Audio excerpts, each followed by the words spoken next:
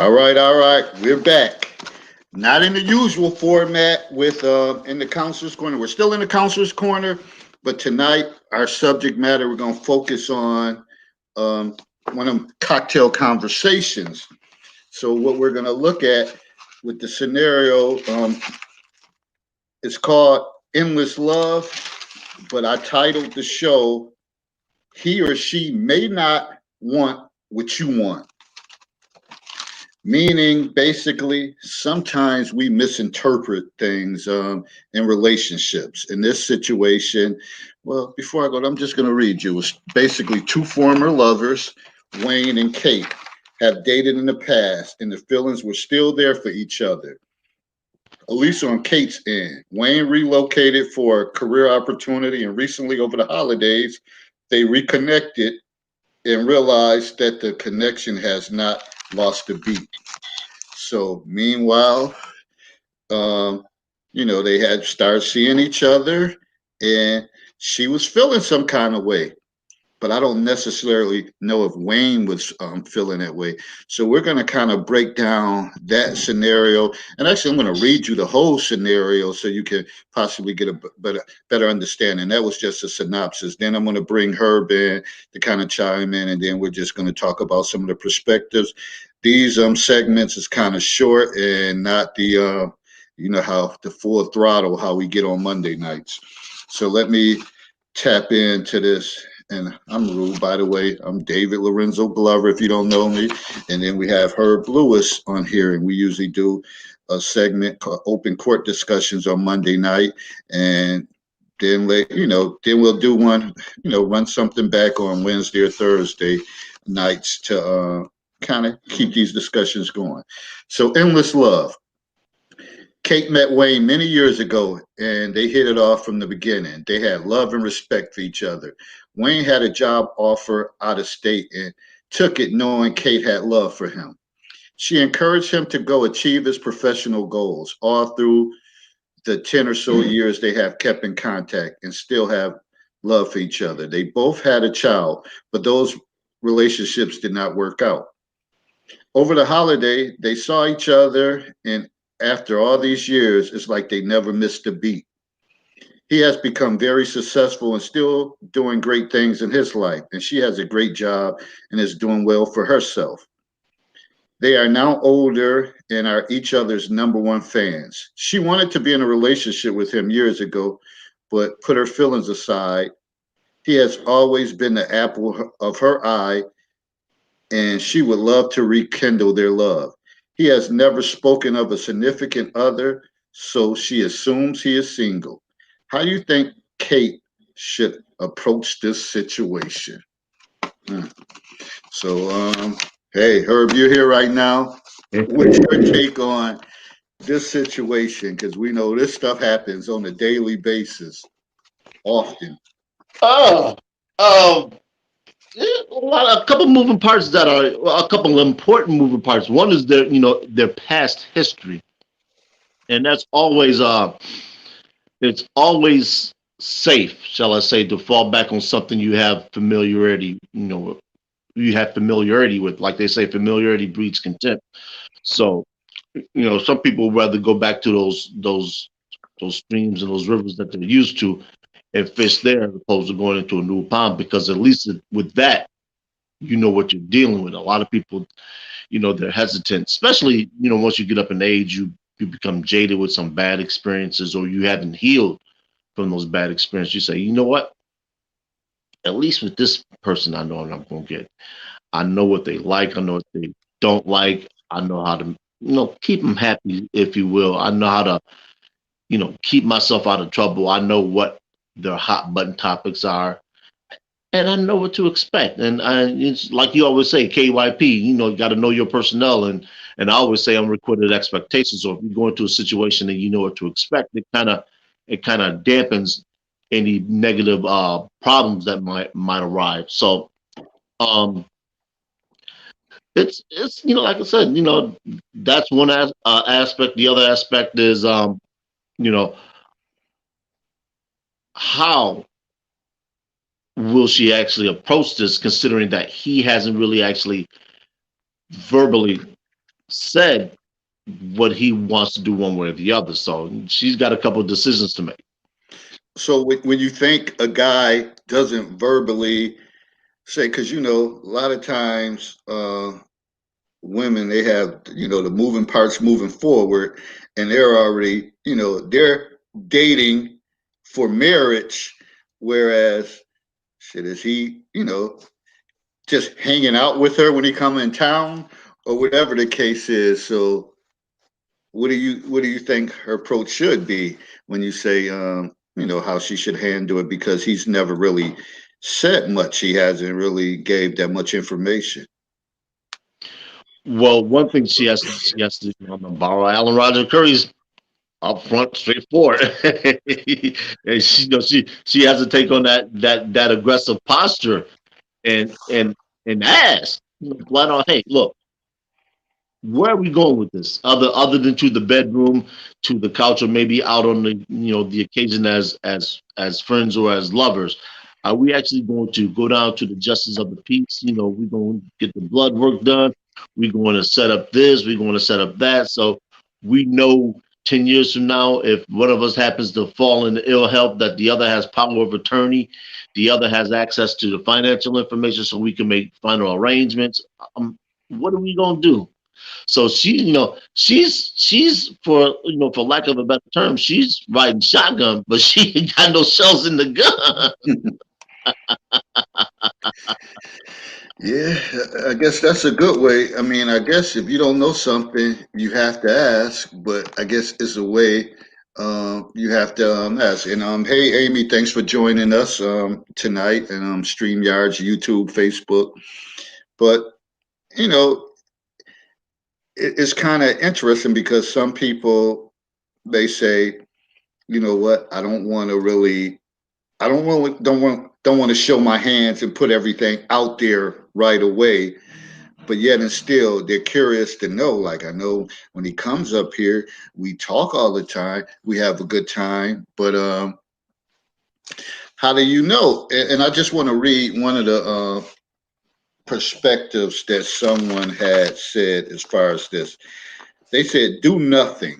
They don't live in the same place, or maybe they should see how far apart they live and see if a long distance relationship can work.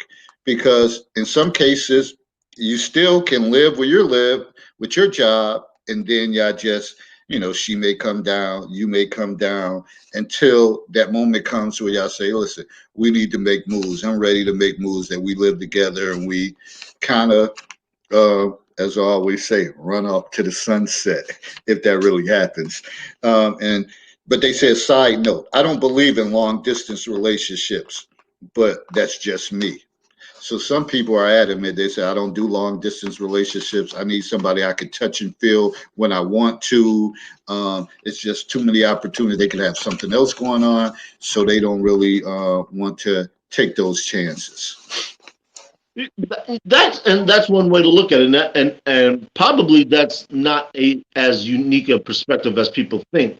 And then there's the other one, and the funny thing is how people are saying they can't do long distance relationships, when in actuality, most of the relationships that people engage in, whether they want to acknowledge it or not, they are long distance. The only thing is that distance is closed more often than not, because you actually get to come home.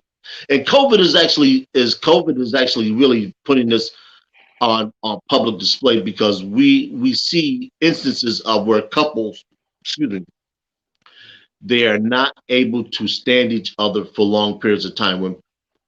We've never been in a complete lockdown here, or at least I haven't, in Niagara Falls, New York.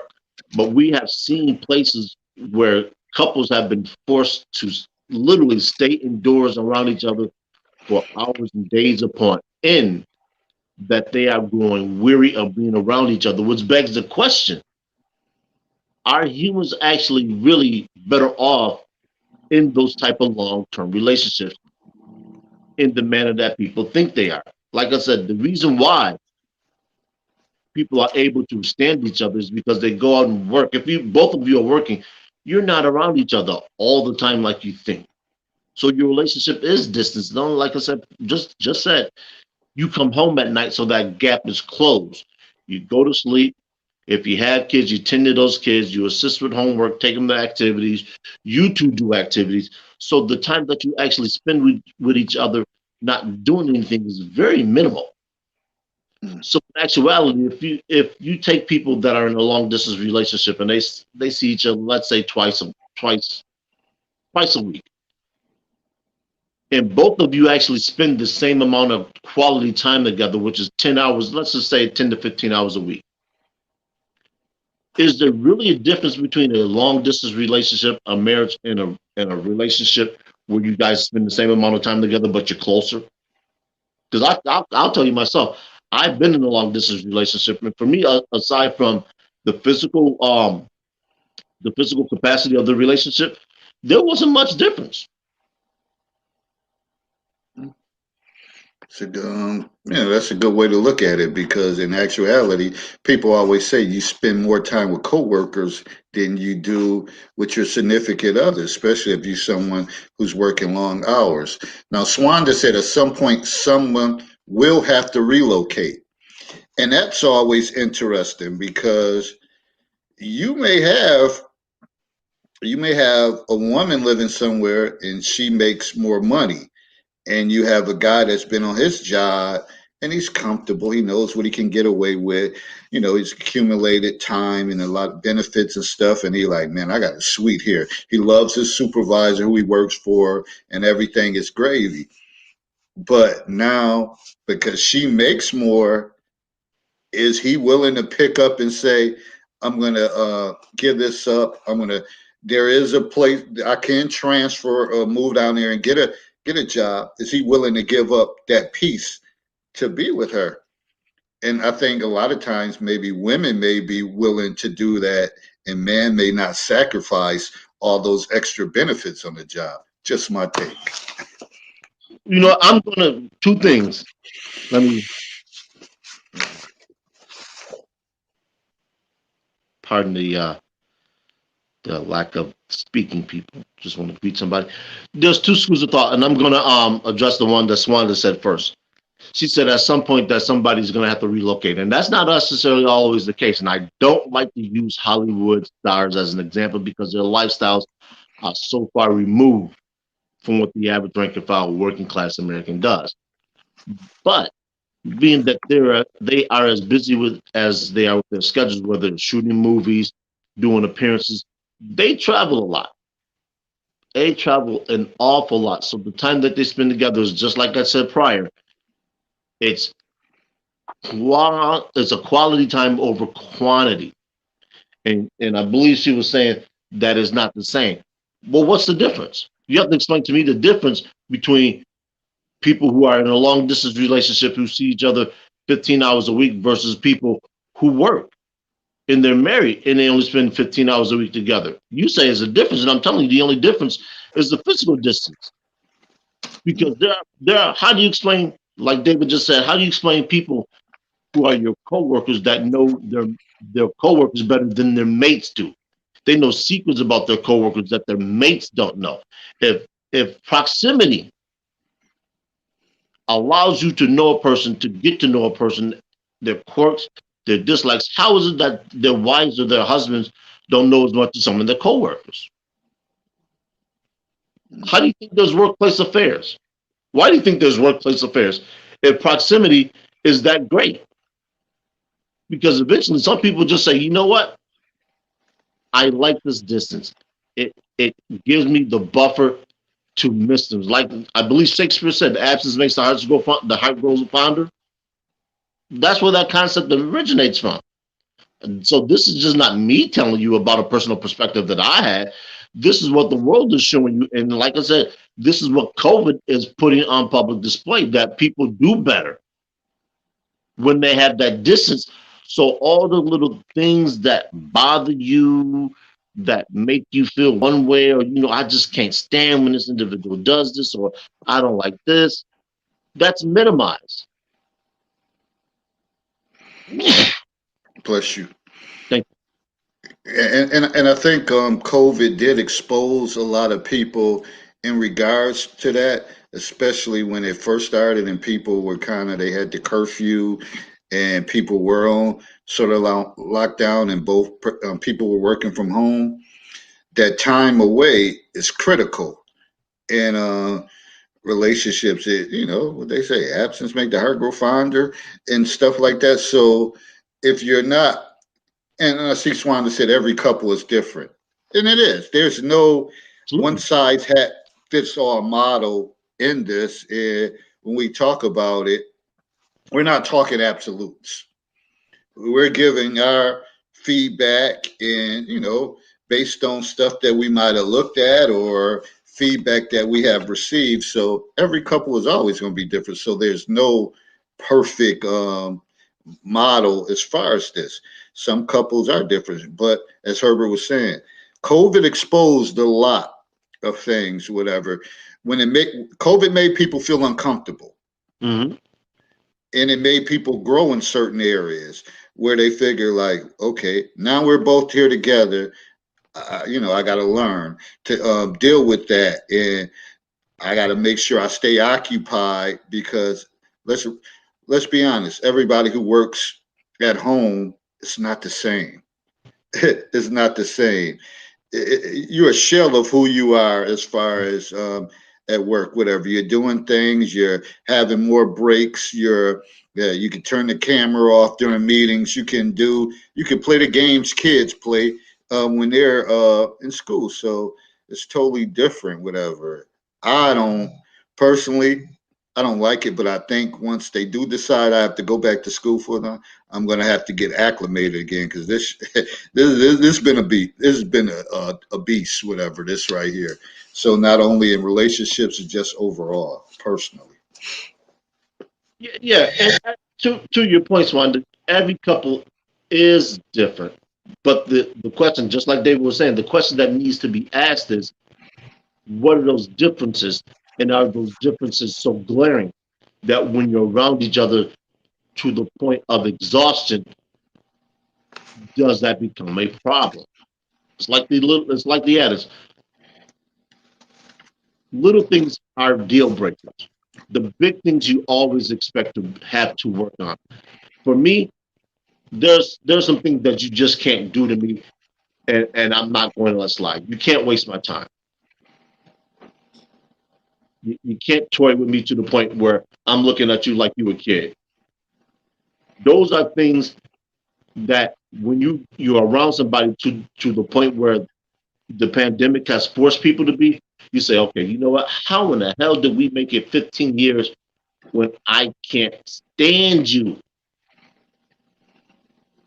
How the hell did we make it 15 years? Because let's face it, there's only so much sex you can have that a couple can engage in.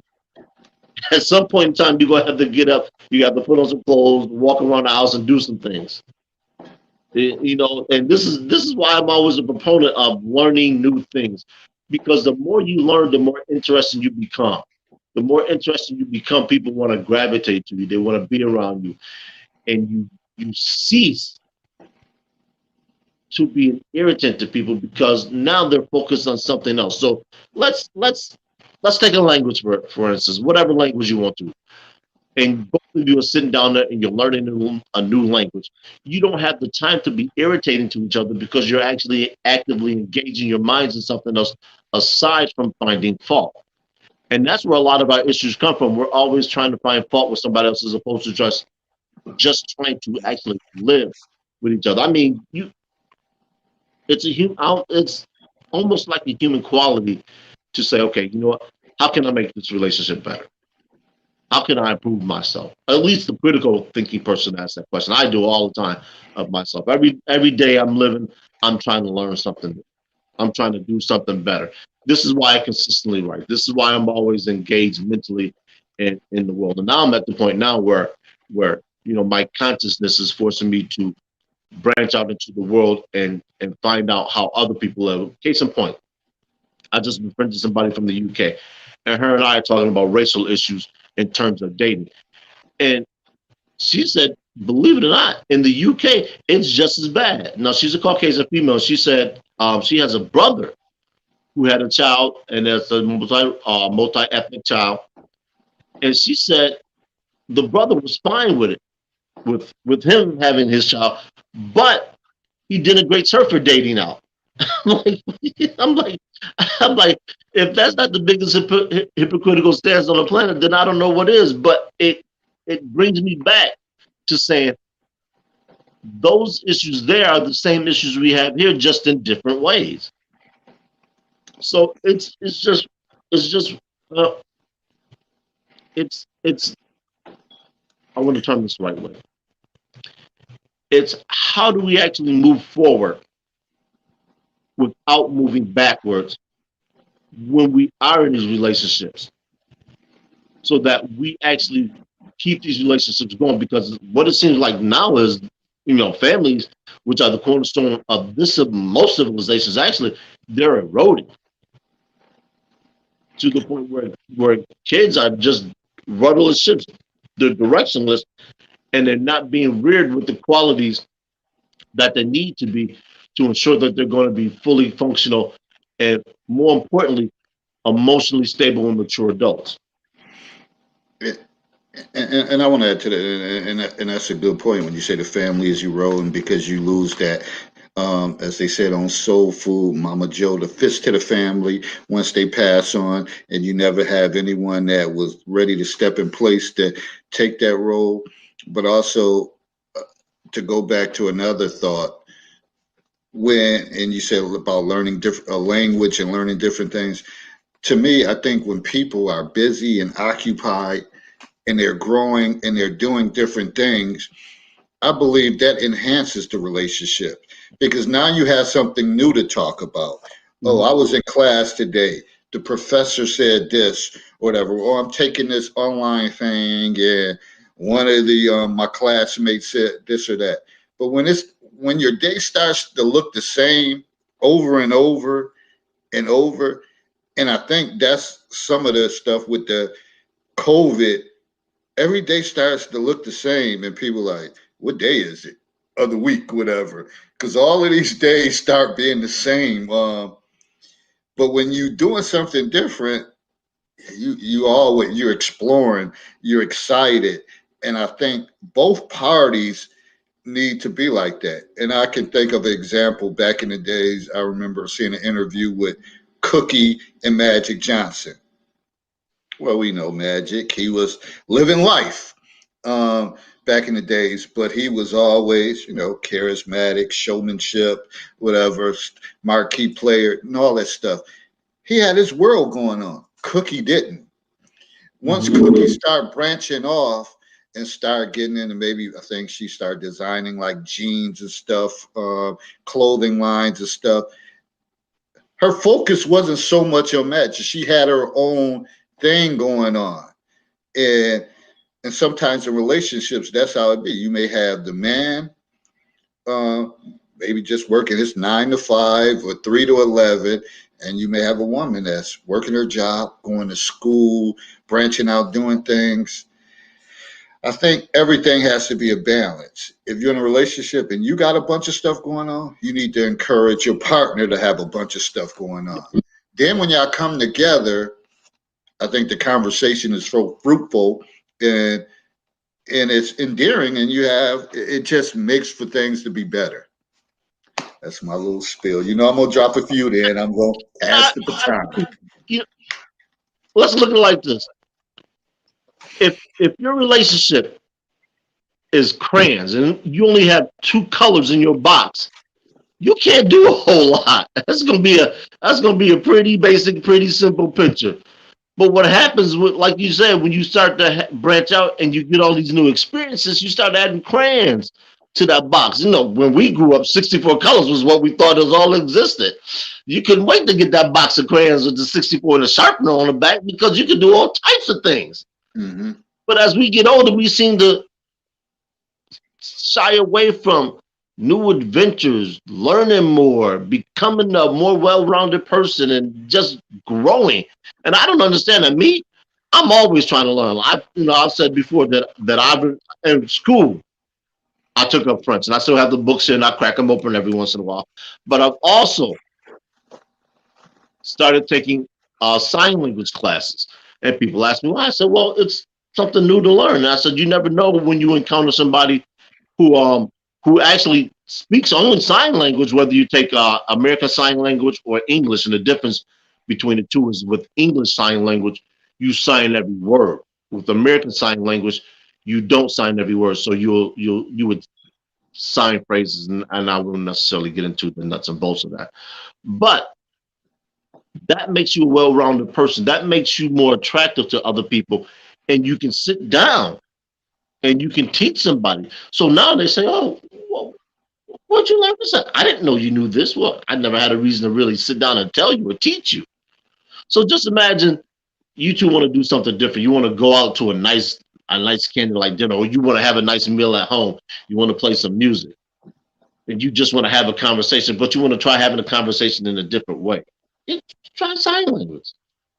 You might fumble it. You might have some fun, but definitely it's going to be a new experience. And like David said, like matter of fact, I'll take what David said about the days being the same. The movie Groundhog Day. Everybody thought it was funny until you have to live it. You don't want to live every day being the exact same. So why not create something that's different, even if it's a little wrinkle? This is what we look forward to when we go on vacations because it's a change of scenery. It's something different. It's something we've never done, or something we're going to do, but in a different way.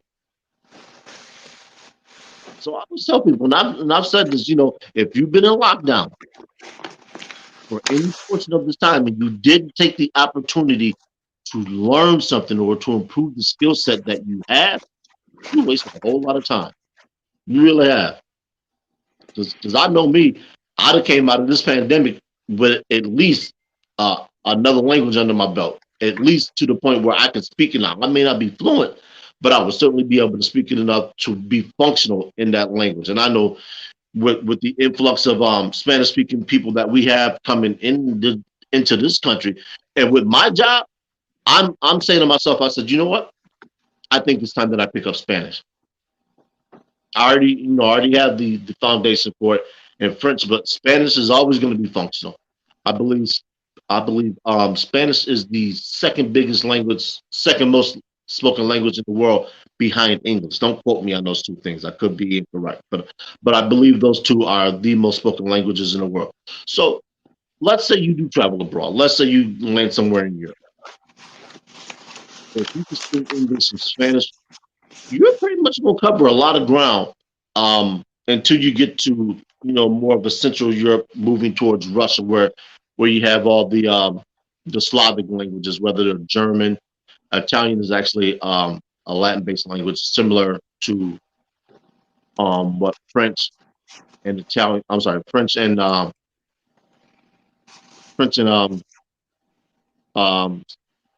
Spanish are. Pardon me. So you start to move into the Slavic languages. If you move north, you'll move into the Nordic languages. I know Belgium, they speak what they call Flemish, which is a combination of French and Belgium. I think it's Belgium. But anyway, you'll start to move east and you'll encounter some different languages where you might have some difficulty. But for the most part, you're going to be good.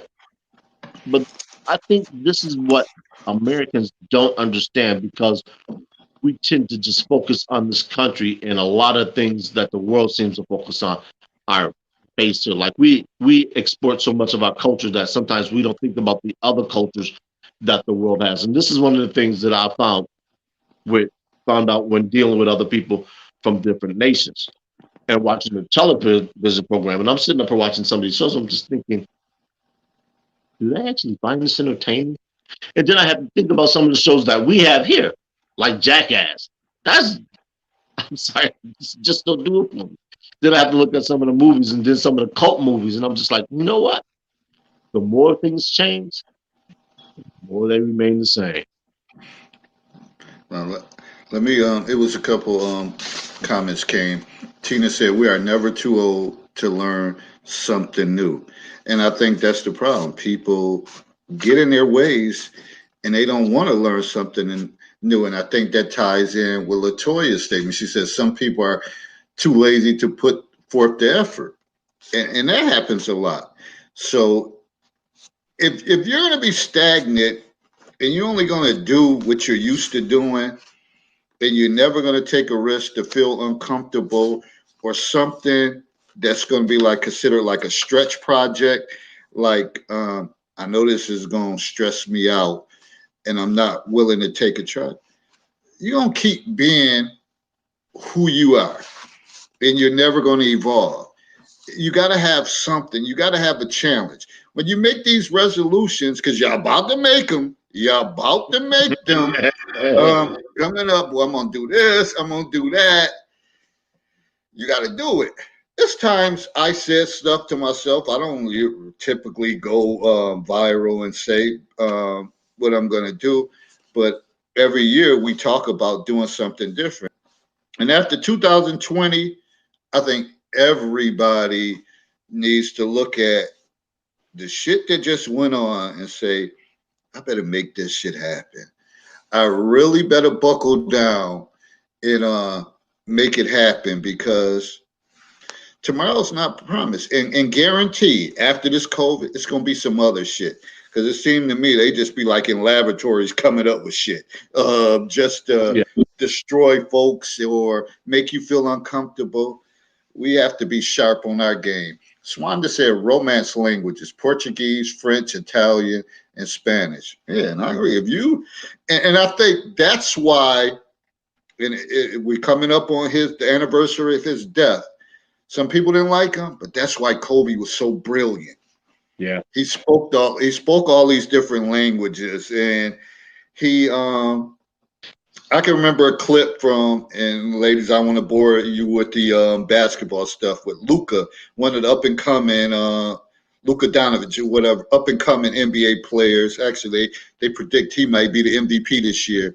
And Kobe was sitting behind him with Gigi, his daughter, and he starts speaking the language. Luca, I don't even know what it was.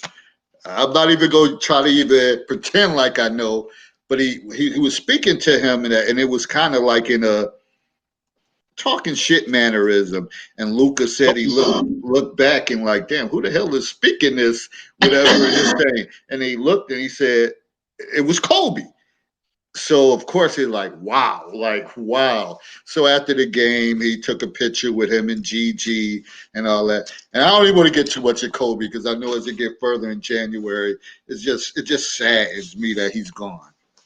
And but that's just how internet people people take can do stuff country wise, but he was global, a global icon, Yeah. and all this stuff. So that makes it even special. So when we think about these languages, if you had that skill set, shit, doors open for you. That's all. Oh, Doors open for you. and to further that point, not only is the door open to you, you will become less affected by a whole lot of things. And case in point, Kobe did speak 7 languages. Now, just imagine if Kobe was just an ordinary working class person. He could go down to the United Nations and be a translator. That is an extremely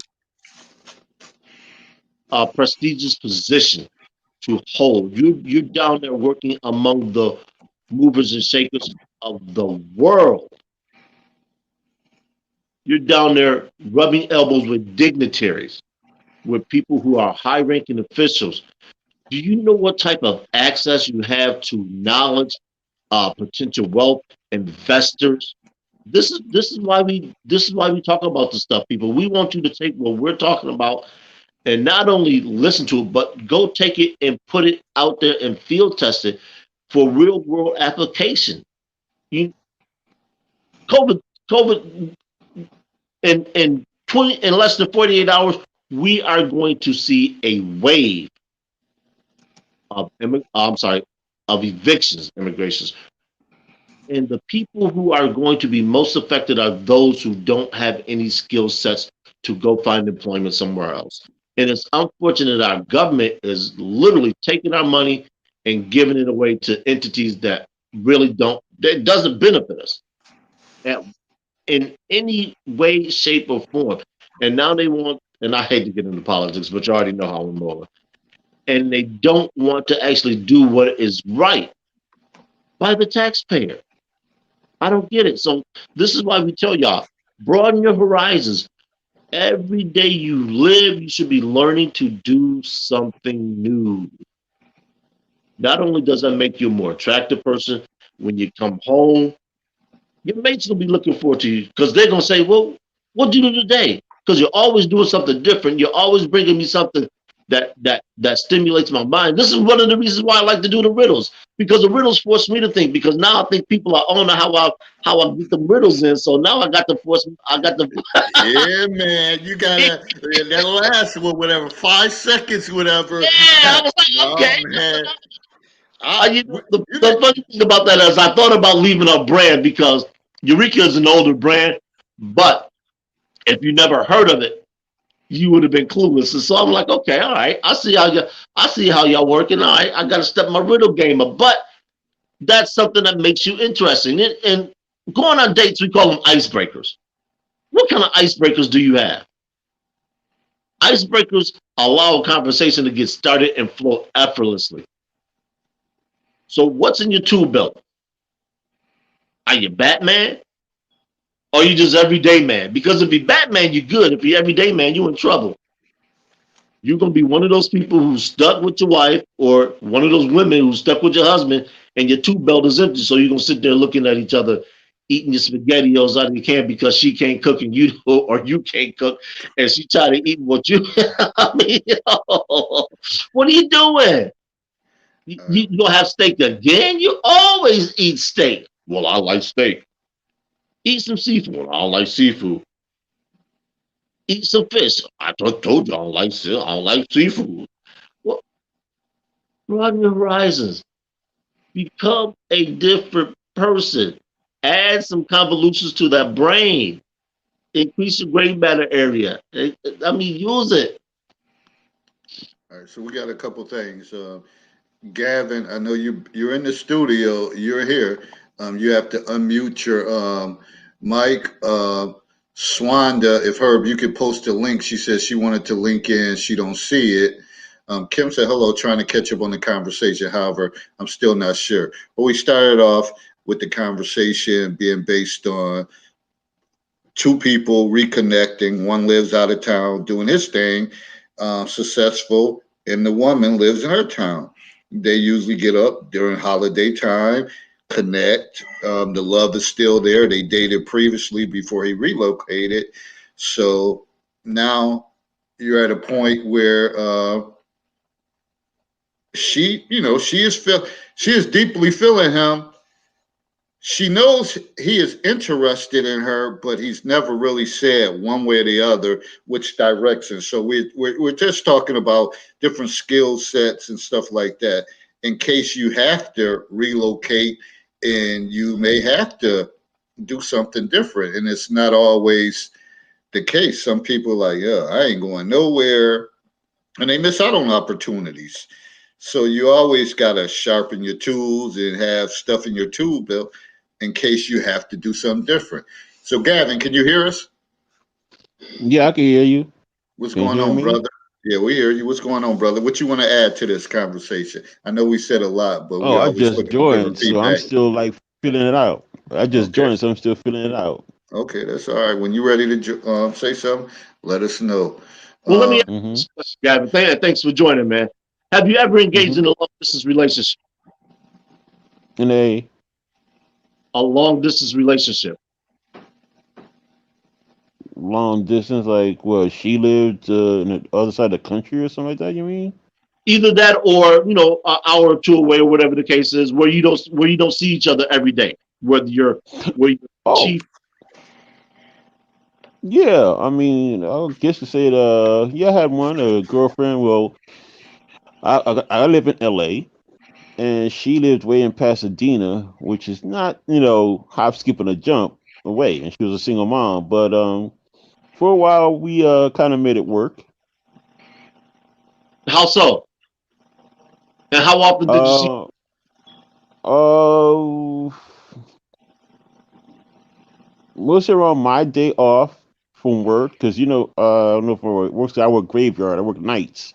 Mhm. So, but we made it work, and either I would go up to see her, take the train, go up to see her. We would make arrangements, or she would drive down and see me.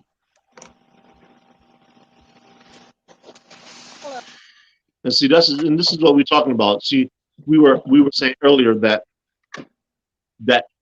even couples who are married or they're cohabitating, they really don't spend that much quality time together, whether they're tending to the children, they're going to work, or they're doing extracurricular activities with their children, or just outside of the house. Where we were saying that COVID now has pared all that away. So now that you're actually spending more time together, and people are growing weary of each other to the point where they're talking about filing divorces, and there's supposed to be a spike in the divorce rate.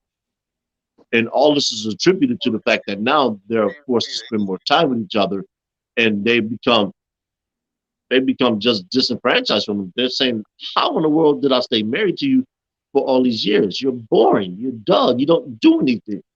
You don't know nothing. We sit here, we watch the same television programs, and we don't even have any conversations. It's like that spark that brought us together now is gone.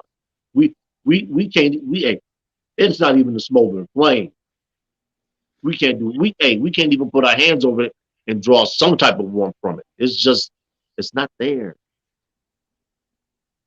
Hmm.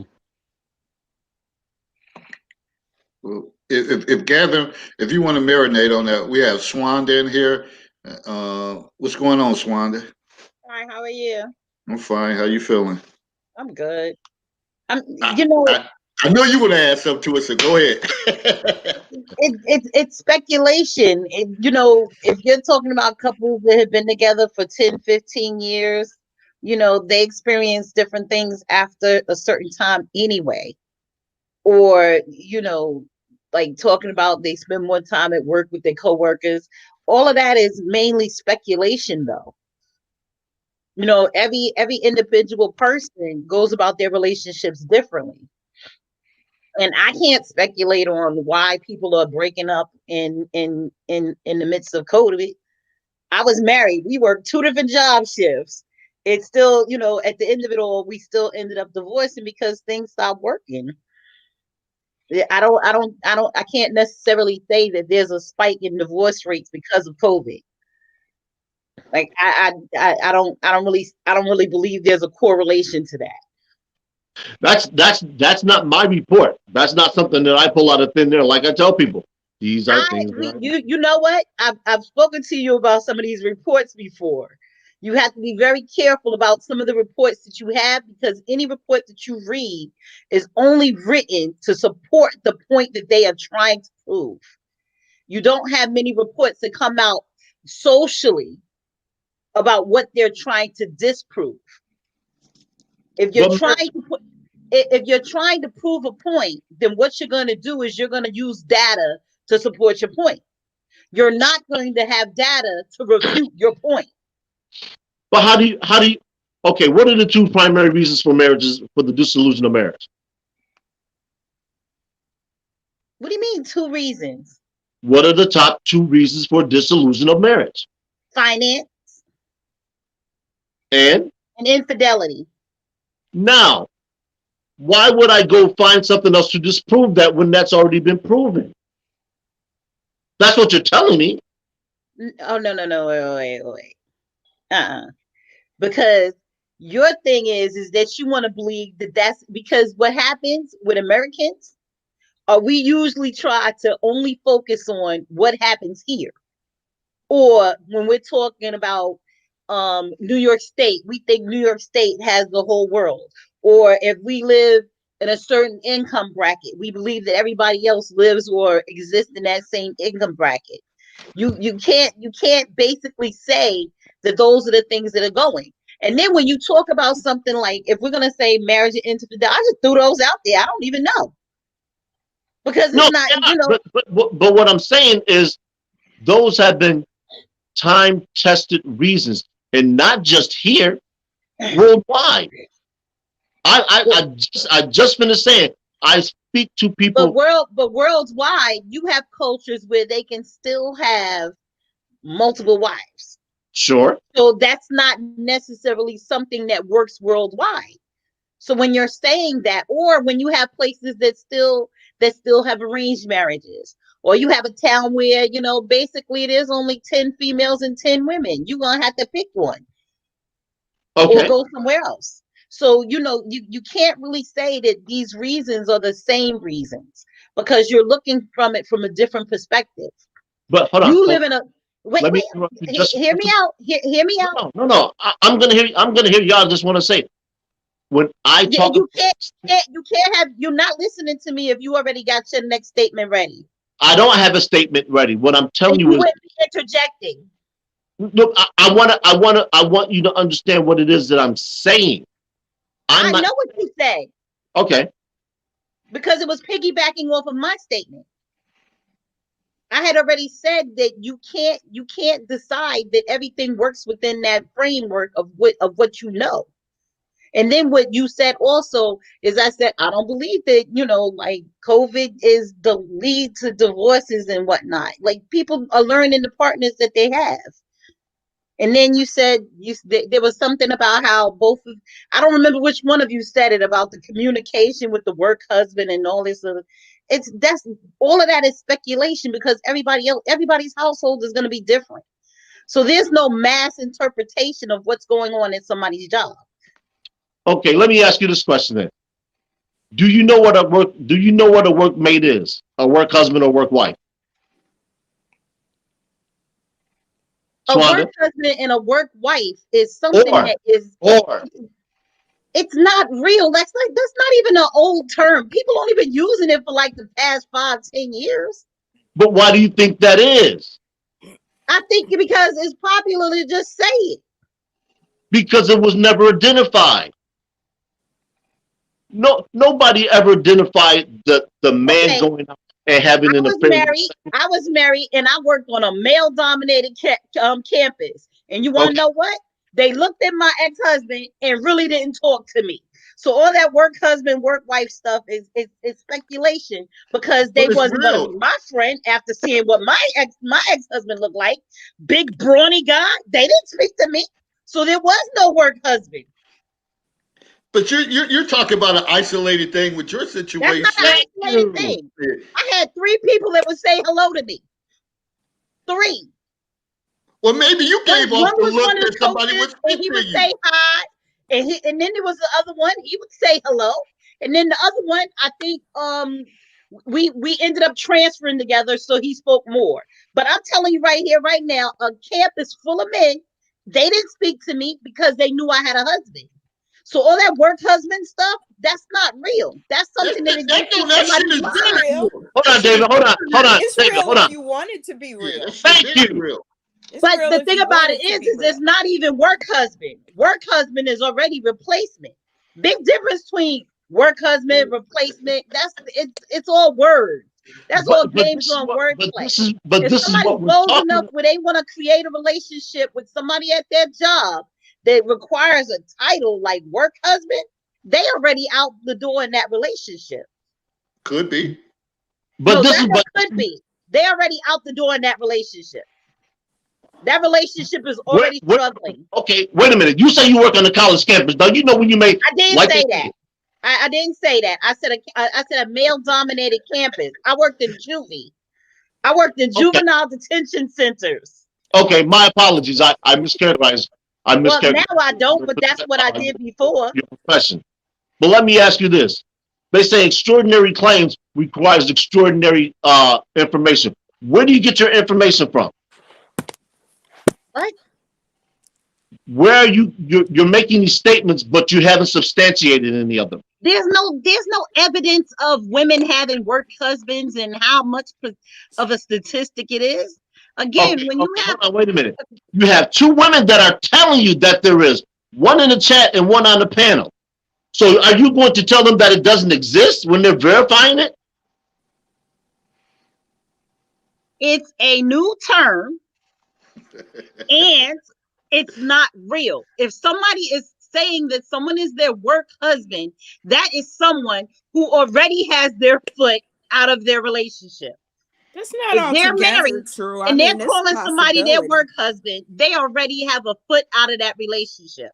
That's not true. Now, where is your proof? You're making a claim with no proof. Women always have a replacement if they leaving. Where's your proof? I They have a want fallback. numbers. They have a fallback. I mean, but you're talking about if you're talking. Women have a replacement when they're ready to leave that relationship. But All what right, if they're not That's ready not to? altogether true. let's bring Rebecca in. Bring Rebecca in. I Go mean, ahead. it can be true. It cannot be true. Some women or men just leave a relationship because they're done with it. Doesn't necessarily mean that you're getting ready to jump up under somebody else.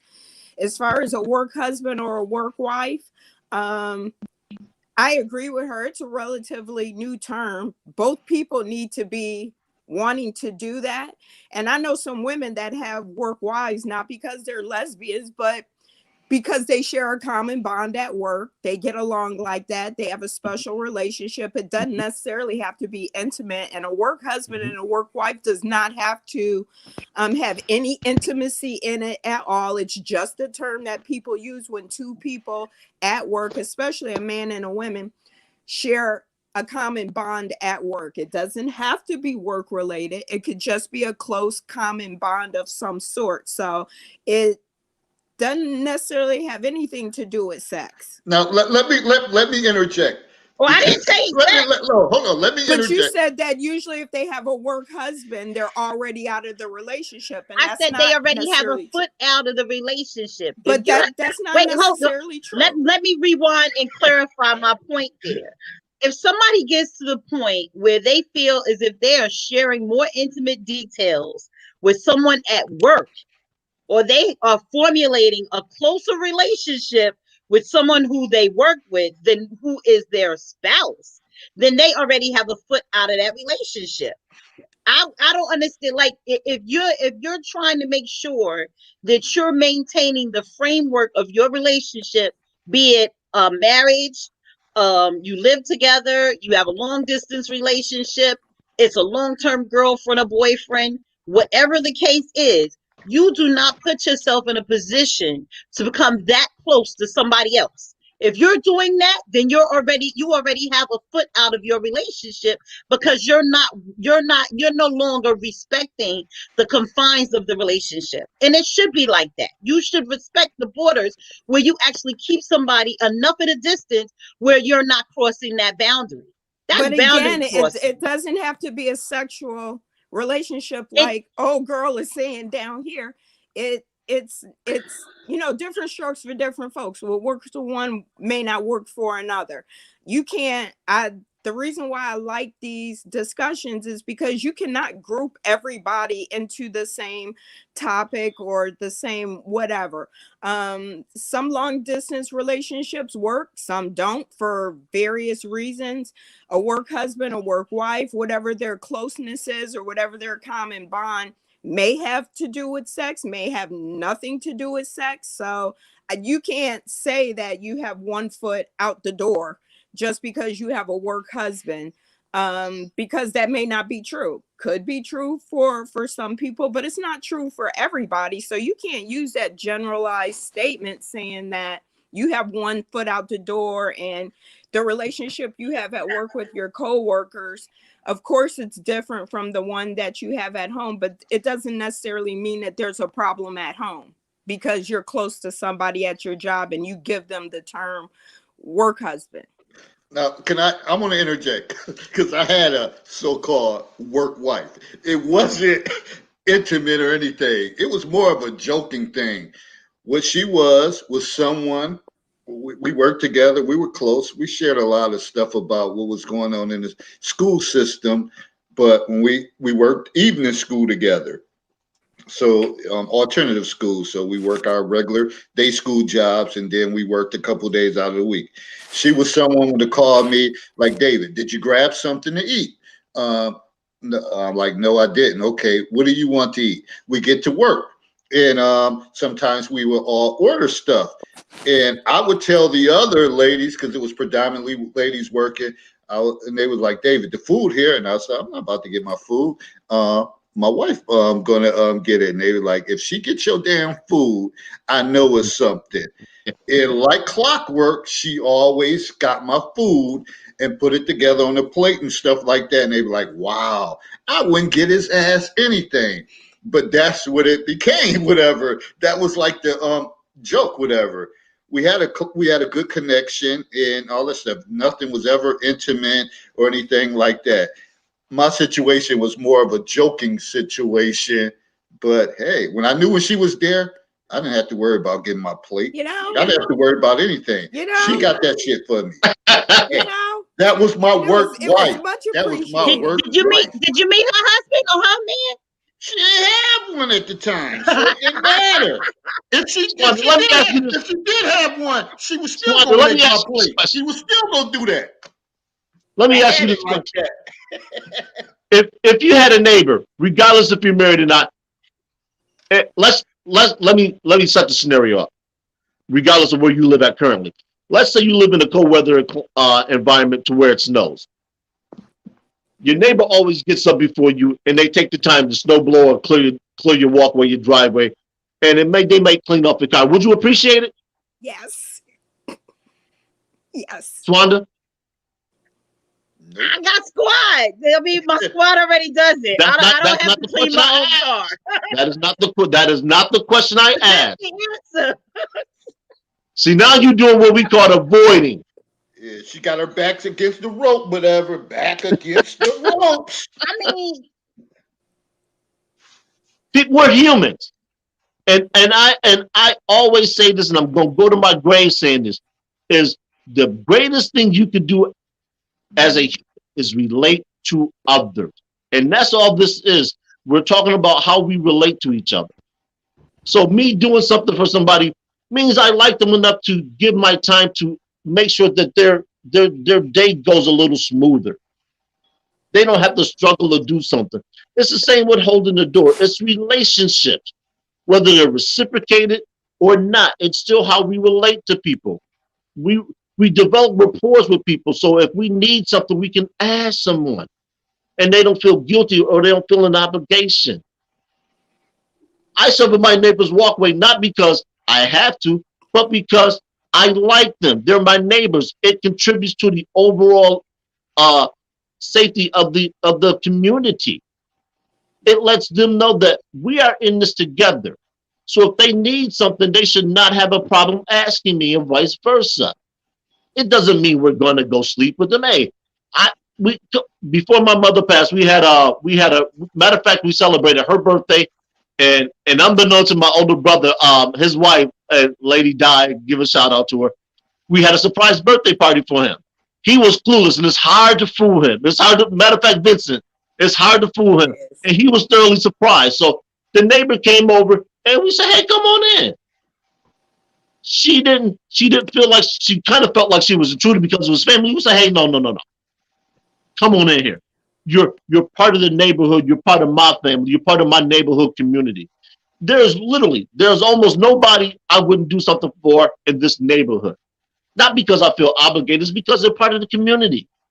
I have that type of rapport with them. No matter where I go, no matter where I live, I'm going to ingratiate myself to my neighbors. I think I'm trying to figure out how we met. Yes. At the time, I had a boyfriend, and I know when it started snowing, he cleaned my walk every day. Every day that he was out there, he made sure that I could get outside of my house and that I could get back in. Gonna love him forever, no matter who I'm with. And there was nothing going on between me and him, but he made sure that I was okay. Came over, and I still have that picture too. I can remember you sitting and holding Earl and just rocking. I still have that. Yeah, I still have that picture. And he was not the father of my child, and he knew the father of my child, and it was never an issue. Everything is not always about sex. Everything is not always about trying to backdoor your way into a relationship. Most of my friends are men anyway, because women get on my nerves. They just too damn catty for me. But I prefer to be around men because I'm trying to learn some shit about men anyway. But it's not always about somebody doing something underhanded. Sometimes it is. You got those people out there that they see something good over there. You done cleaned your man off and shaved them and scrubbed them up and put them in some nice clothes. Now the next chick want them. Mm-hmm. Same way with women.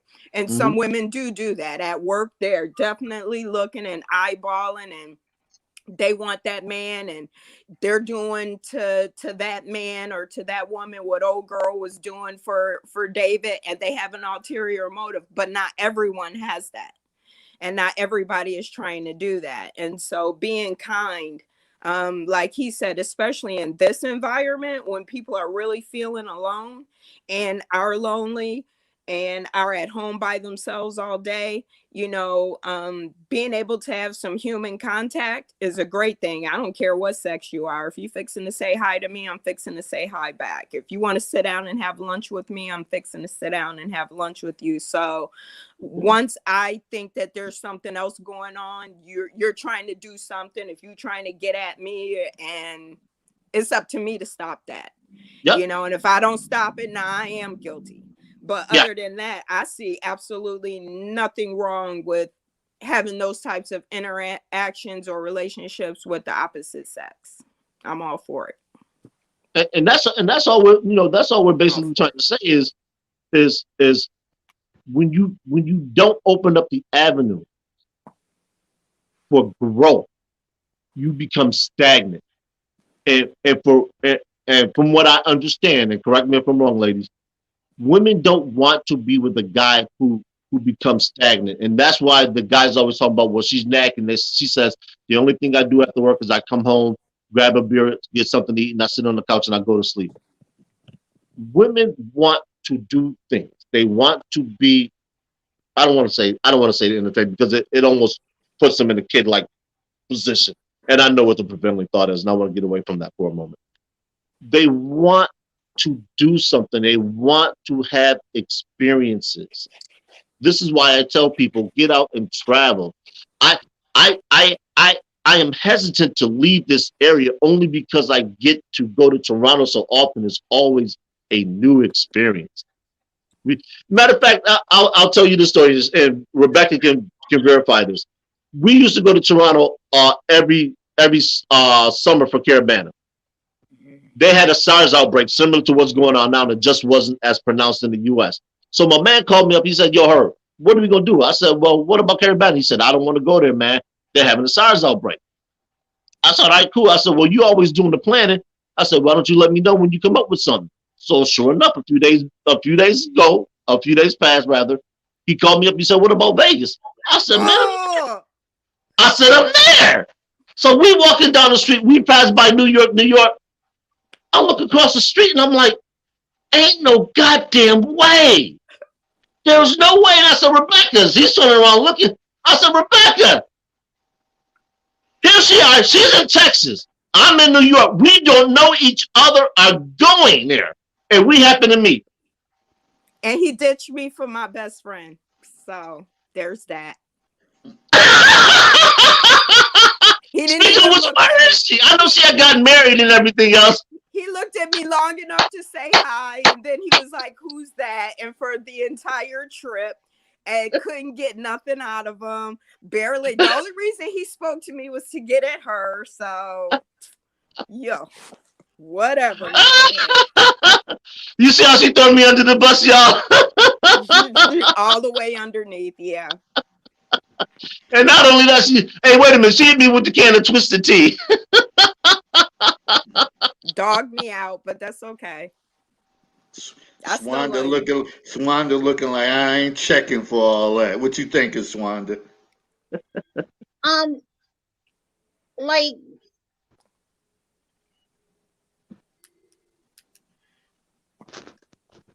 I guess maybe my experience on quarantine, but a little different. And then, Okay. also That's some of my okay. perceptions about male and female relationships are different. And there's no right, there's no wrong. And then what did he say? He said women want to be entertained. Yeah, I just that went here. So, I guess my thing, there's no right and wrong about whether or not males and females can have platonic relationships. That was not what I was saying. What I was saying, again, kind of circling back to that work husband thing. Once somebody has somebody where they putting them in a more, and when I say intimate relationship, when you having intimate conversations with somebody, you've taken it to a different level.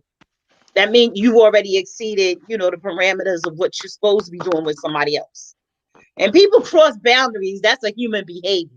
You online and then you kind of inboxing somebody, or you flirting, or there's too many little hearts on the picture, or whatever it may be. Sometimes you got to step back from some of that behaviors and kind of reevaluate how far you took it. Me, I know this because I have to be careful, because I can be the queen of flirt. I am terrible, terrible, terrible flirt. In person, on the phone, online, it could get bad. And that's why I have to make sure that I pretty much watch what I'm doing, because a lot of females don't flirt. Or you have females that may have been with somebody that they were with since they were 16. That's the love of their life, even though he's an asshole. And it is what it is. But it's kind of where, and it may not even be sometimes where it's flirting. Like I said, where people weren't talking to me. Then there would be other times where I would work with teenage girls. And with teenage girls, they believe everybody's flirting with you, and you flirting with everybody just because you spoke and said hello.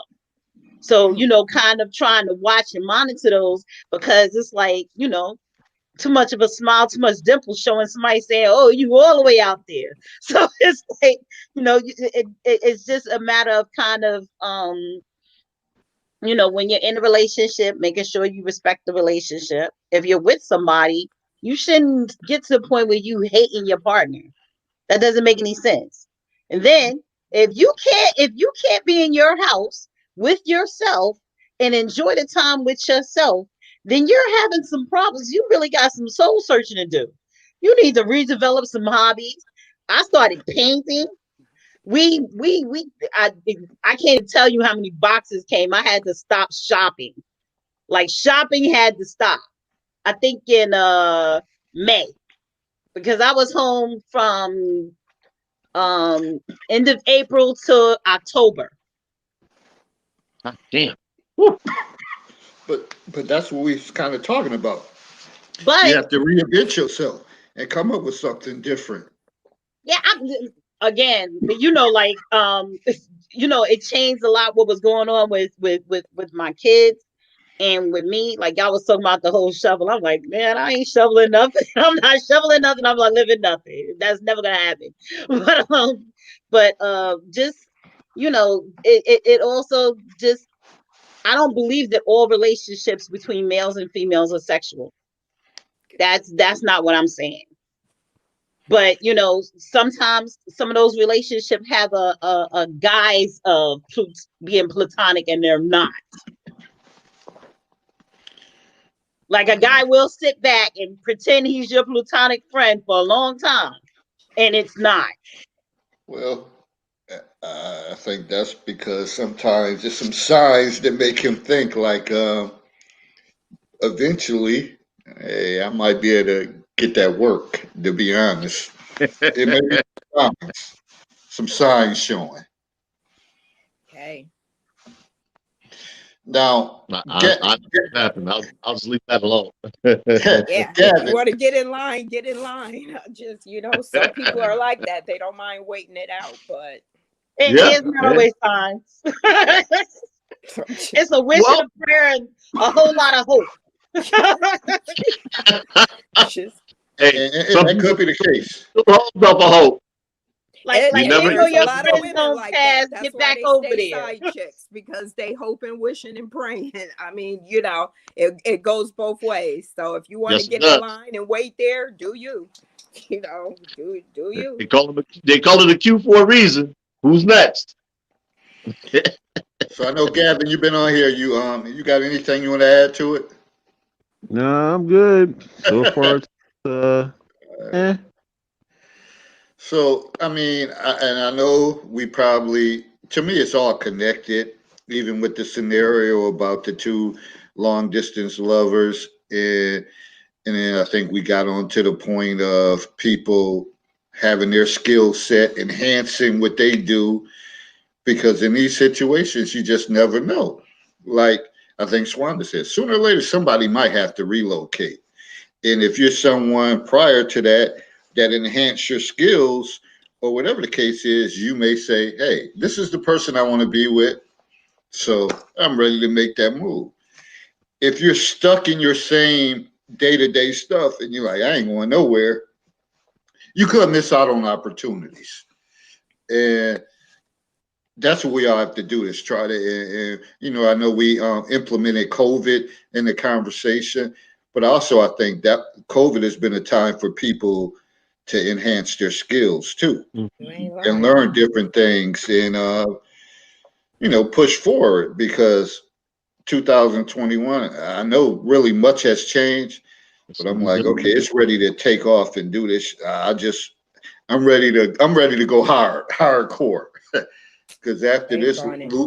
losing people, significant people in just 2020, people have who died who wasn't a part of COVID but just died. It's like, man, we on borrowed time. We playing with house money, man, with life, playing with house money, Yeah, I agree with that. and it's time to get at it. It's gonna be an interesting year, to say It the is. least. It is. I know I'm moving with my plans. I'm like David said. I'm already, I'm already putting things together, making moves to start branding myself along in the same vein that David is. Two brands come together. We can make this work. And that's what we got to do. We just got to build and grow, and we got to collaborate. I was listening to what's his name, Dr. Boise Watkins, Yeah, and he was talking about Kobe Bryant. Before that plane had crashed, Kobe was planning to come to separate himself from Nike and coming up with the Black Mamba, his own sneaker company, sort of like the brand Jordan. That's affiliated with Nike, but it's his own entity.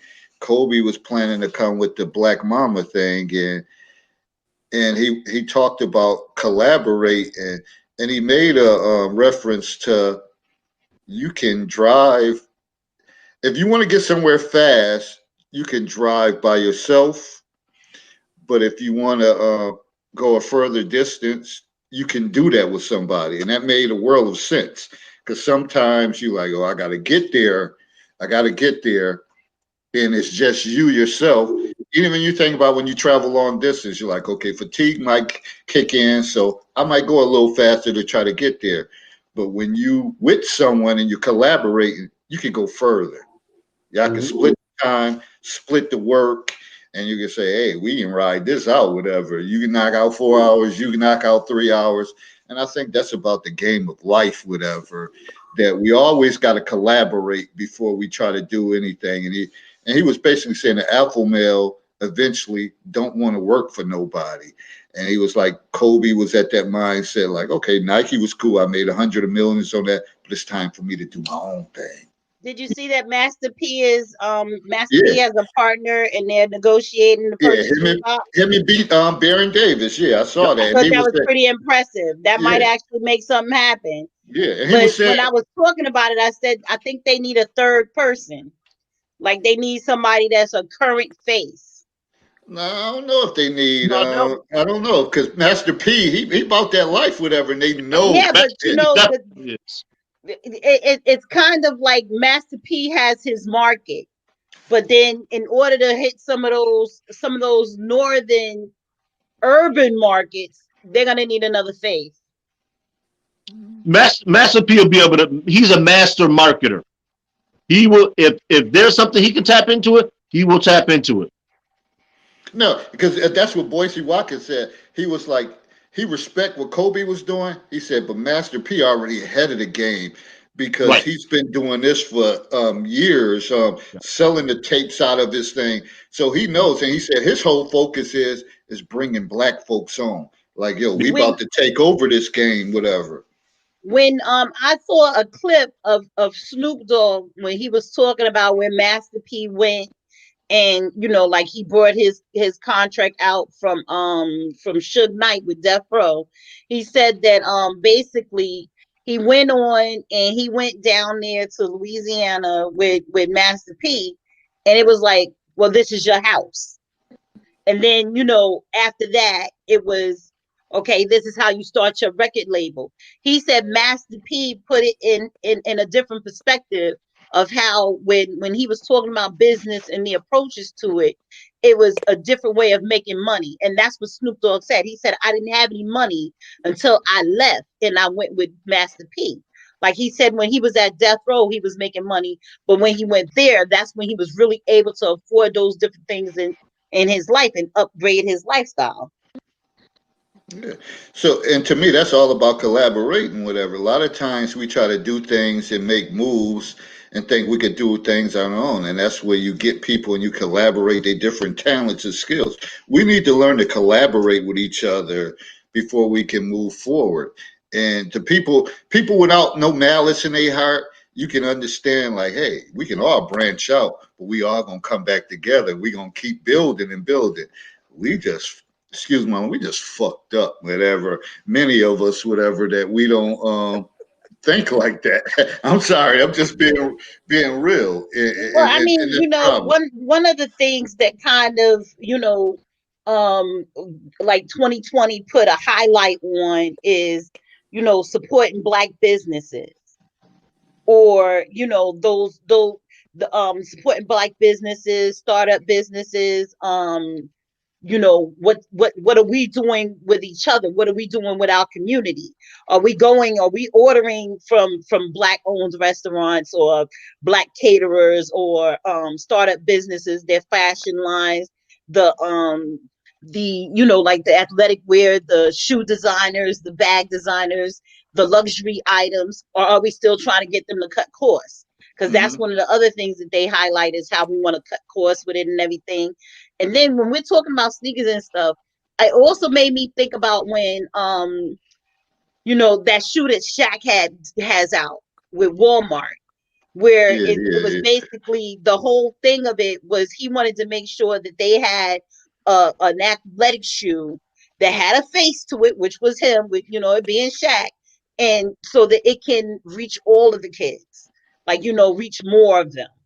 So it has a lot to do with how we how we following through with that. Like when they said with Soldier Boy at the what was that? Was that the beginning of this year, or was it last year? That clip he said that he had when he was talking about how he has so many different business ventures going on. And the interviewer said, well, why do you have all those businesses going on? He says, why don't you? And that was kind of where the other concept comes, is a lot of people want to believe you put it in one basket, where some people are putting it into multiple baskets, like y'all would say with with Master P, or like his business. And some people stay with one, and then some people, they put it in all over the place, and that's how they're making their money. Well, I do think this, whatever, and I think the great Simmons has said sometimes we got to be single-minded, focused until we get to that point. I Right. think we have to master something, one thing, before we can venture off. Too many of us is all over the damn place. And what that lead to me is confusion. When you start mastering someone, you have people like Kobe and Michael Jordan. They mastered the basketball game. They already got their market. Then they say, hey, let's take over the sneaker game. When Nike never became so popular until Jordan was with them. Once Jordan was with Nike, and then he decided to brand off the brand Jordan, that's how that stuff take off. And Kobe was kind of riding off the coattail because Michael was his mentor. It's okay to have mentors, people. It's okay for somebody to be close to your age, few years older, that you say, man, I like, and even younger. It's okay for that. Again, a lot of stuff be like self hatred that people just don't get down with because we're too busy worried about somebody else's pockets. I don't. If everybody on here right now, and we had a venture, and we had a business, and they was like, and if I was the one who created it, and we was all eating well, I'm not gonna be mad at Herb. I'm not gonna be mad at Rebecca. I'm not gonna be mad at Swanda. I'm not gonna be mad at Gavin. It's all if we all split it, I'm like, shit, we eating good. We Yeah. eating good. Yeah. And I don't give a damn about that. We all eating good. But I don't know. I don't know. We have to get past that. Yeah. I love to support Black business when I can. Um, I think back in the day, it was always, you would try to support Black business, but somebody out, like she said, somebody either wanted to cut a corner or the consumer wanted a break because they was Black. Yeah, Come on, brother, can't you do this? yeah, And we're trying to make money too, right. and on the flip side, sometimes they cut corners, not to say that white people or nobody else does, but they're not bringing their A game, when they come to you. So I always try to support, try to be as philanthropic as I can. But you know, anybody want to start a business with me, I'm down for that. Let's get Trying let's to get it. retire early. Yeah, let's get it. Hey, I have my skill set, so I do what I can do. I'm a nurse and I can parlay that into a whole lot of things. There's a lot of untapped markets out there for veterans, and I am Watch it, all bro. about that. Man, look, me and my homegirl, we've been kicking around the idea of having like an all-inclusive group home specifically for veterans, where not only we take care of their nursing needs, but their social needs, and having a psychiatrist work with them to help them with that part, because I can't do that part. But that's a whole untapped market right there, and we, True. we're trying to figure out how to get into that. So And Yeah, but one of the VA, things you could do with something like that, instead of thinking that you need like a psychologist or a psychiatrist, can be a contracted service, or either put him, else, set them up for regular appointments yeah, elsewhere. But to you can go have to the but VA or wait, whatever. I'm about to lay it to you. What you may want to do is have somebody that's a caseworker or a case manager that would be part of your staffing, that would Oh work with yeah, them right then and there on a daily basis. That's a yeah, lot. It's a lot and more cost the effective, veterans but it's it's a still very billable. weird bunch because they really need to be at the VA. It's just that the VA is overwhelmed. So trying to take care of their particular psych needs can be tricky, because usually it's a lot of PSTD involved with that. And that's not mhm. really my forte. I have a psych background, but not to deal with veterans specifically. But yes, ma'am, I like that idea. It would take a lot of people to a village of people to take care of a veteran. Like But if we could tap in with the VA, it will work. We can make that work for us. like you like when I say like you have at a bachelor's level, people can still do counseling groups or one-on-one counseling Yeah. or one-on-one counseling services. Like they would still be able to do individual work as to where it would still be able to help them, even though when you're talking about different levels of PTSD and stuff like that, that does require Yeah. a psychiatrist if there's a diagnosis to be had Yeah. or any medication that needs to be Yeah. followed. And then I the would even put my foot psychologist in just, that pond. but Yeah, that's too. but with the other stuff, you would be able to do billable services. And when I say billable, I'm saying because at the end of the day, it's all about the money. And the billable hours would be able to be conducted at that level on site on the payroll. Yeah. But being a nurse, I can handle everything else. We need a really good medical doctor and a really good psych doctor. And my feeling is if I can find some Black people that are really willing to be down with that, just like David said, everybody jump in this pond, because I'm gonna make my money no matter what. And if you can come in and you can bill and make your money and help this person, and a good social worker, to get these people back out into the world and working and function, everybody can get in that pot. There To take care of a vet, there are so many different needs, and it's so dynamic that lay people can be in there working, professionals can be in there working. So I am we're really kicking it around, but if we do it, we really want to do it right. We're trying not to half step on this idea. But Yeah, that's where. And that's the route we need to go. And I Yeah. know I've said this before, but the conversations be so damn good. I said this Wednesday segment was going to be a little shorter than Monday nights, but here we are, almost an hour and a half into it. But we're gonna get ready to close this out, and we're gonna keep it going. We're gonna keep these conversations going because I believe that it's these meetings, the meetings behind the scenes that create the positivity and growth when you stay effective and stay consistent. So, with that said, of course, I always like y'all to close out with y'all closing statement. And again, we started off with one simple subject, but I think it advanced into everybody enhancing their skills based on everything that's going on now. So, Swanda, you got any closing comments? 30 seconds on this segment of tonight's topics. Um, Communication is key to any relationship that you have, be it the relationship with your partner, your coworkers, your neighbors.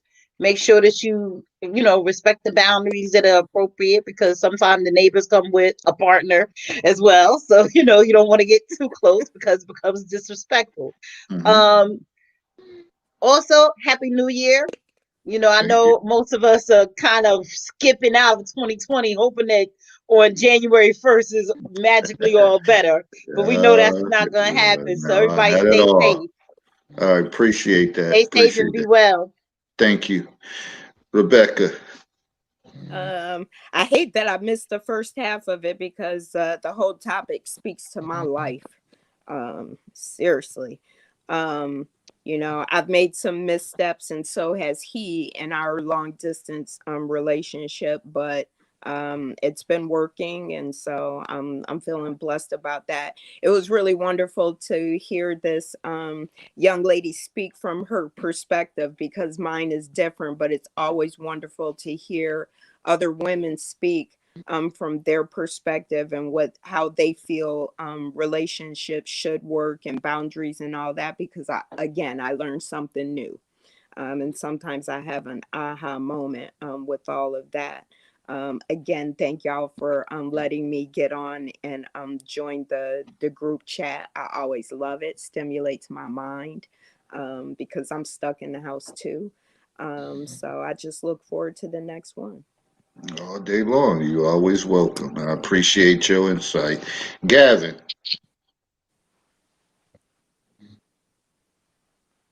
I don't know where Gavin at. You there, Gavin? You might have You may fell have stepped asleep. off. All right. Her.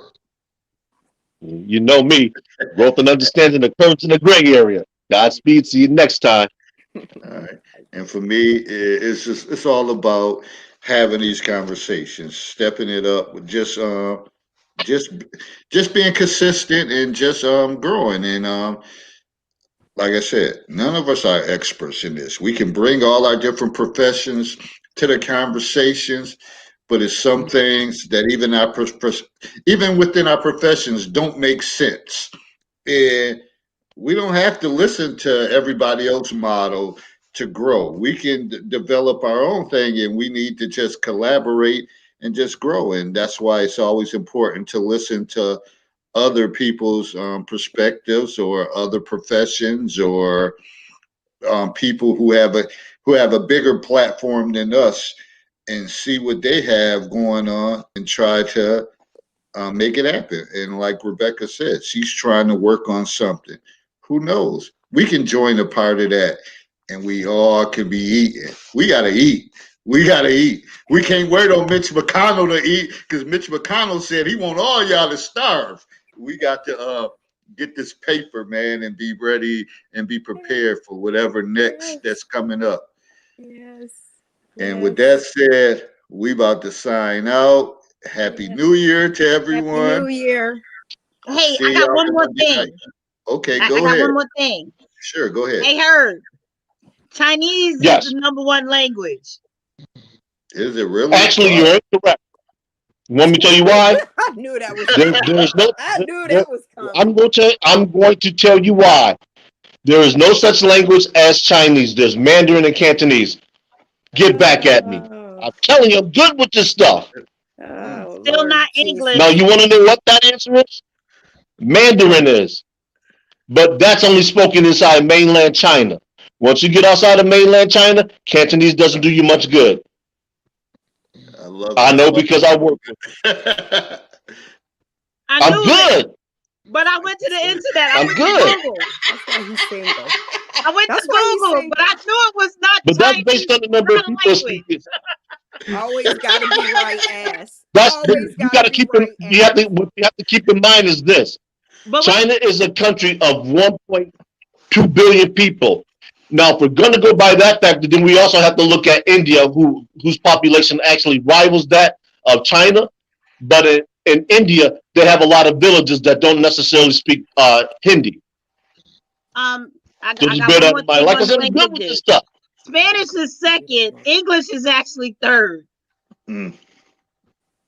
But like I said, once you get outside of mainland China, Cantonese and Mandarin doesn't do you a whole lot of good. That's why we don't include it.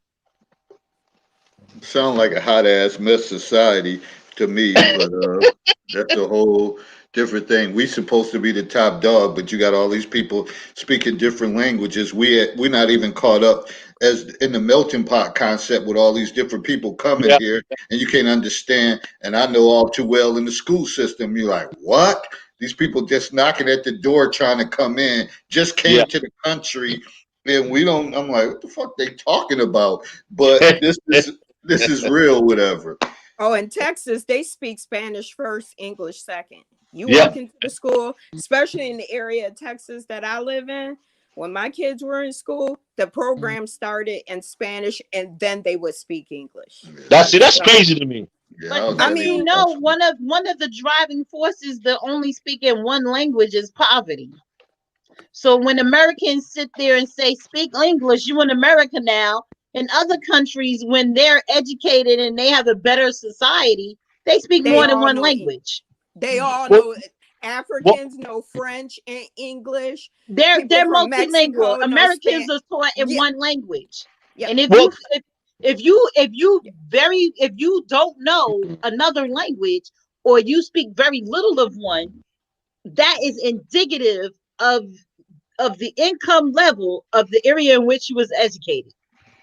well, just to give that a perspective, a lot of immigrants who came here around the turn of the 20th century, they actually spoke their native tongue. But in order for them, They're or dead in order now. for America, They're say it not again. alive anymore. The immigrants that came here, they're Hold dead. on, hold on, hold We're on, talking about today. hold on.